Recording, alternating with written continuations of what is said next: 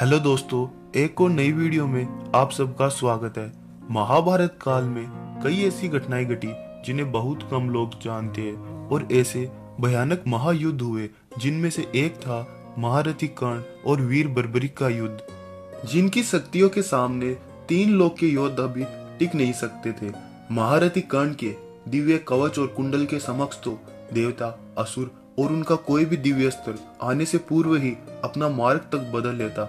दूसरी ओर बर्बरिक, जिन्हें तीन बाणधारी भी कहा जाता है, जिनके तीन बाण में इतनी शक्ति थी कि पल भर में ही महाभारत के युद्ध को समाप्त कर सकते थे, जिन्होंने अपने पितामह भीम को भी युद्ध में आसानी से परास्त कर दिया और जिनको इस युग में खाटू श्याम जी के नाम से भी पूजा जाता है। तो आखिरकार ऐसा क्या हुआ था जिसके कारण वीर बर्बरिक और महारथी कर्ण के मध्य युद्ध हुआ था? तो आज इस वीडियो में जानेंगे। दोस्तों, यह बात उस समय की है जब पांडव अपना अज्ञातवास काट रहे थे और युद्ध की तैयारी कर रहे थे।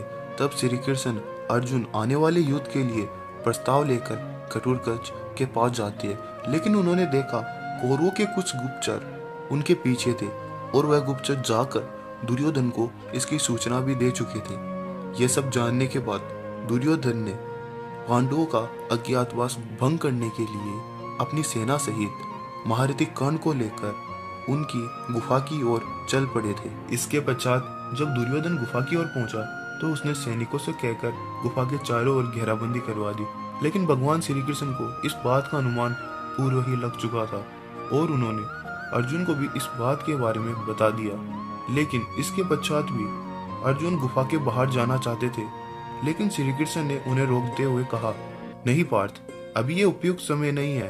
अभी तुम अज्ञातवास पर हो और वह लोग तुम्हारे लिए ही तो यहीं पे आए हैं, इसीलिए तुम अभी बाहर नहीं जा सकते। तब पास में खड़े हुए बर्बरिक कहते हैं, हे प्रभु, मुझे आज्ञा दीजिए, मैं महारथी कर्ण को रोक सकता हूँ, या तो प्रेम से या युद्ध करके।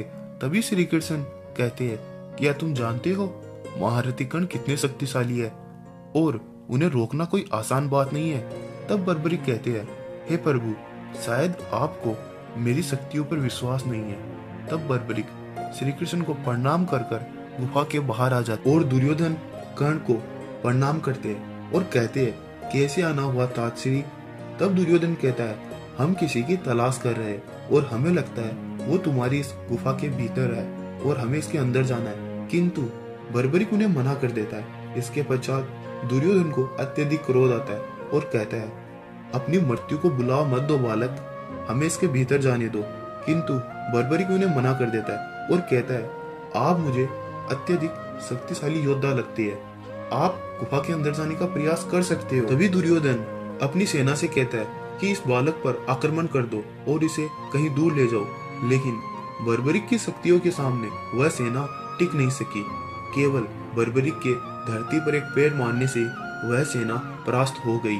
यह सब देखने के बाद दुर्योधन अत्यधिक भयभीत होकर कर्ण से कहता है, यह कोई साधारण बालक नहीं है मित्र, तुम्हारे जैसा योद्धा ही इसे परास्त कर सकता है। तब कर्ण ने बर्बरिक से कहा, हे बालक, तुम हमारे रास्ते से हट जाओ, अन्यथा इसका परिणाम अच्छा नहीं होगा।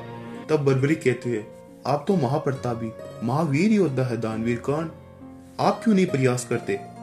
तब कर्ण ने अपना एक मायावी अस्त्र का प्रयोग बर्बरिक पे किया, किंतु बर्बरिक की शक्तियों के सामने वह अस्त्र भी कुछ नहीं कर सका और उस अस्त्र का प्रयोग विफल हो गया। तब बर्बरिक ने अपना एक बाण चलाया जो जाकर दुर्योधन को लगता है और दुर्योधन उससे घायल हो जाता है।